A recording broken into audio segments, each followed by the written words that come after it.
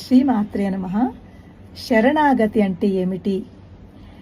నాది నేను అనే అహంకారాన్ని తొలగించి నేను చేస్తున్న ప్రతి పని భగవత్ అనుగ్రహం ద్వారా జరుగుతోంది అని తెలుసుకుని ఆత్మసమర్పణ, ఆత్మానుభూతి పొందుతూ కష్టమైన నష్టమైన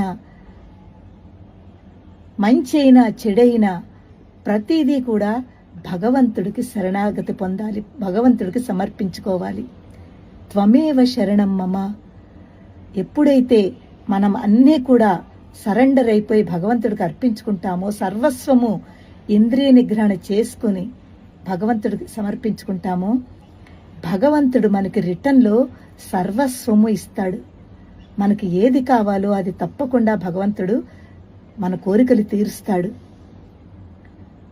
ఈ శరణాగతి పొందడం వల్ల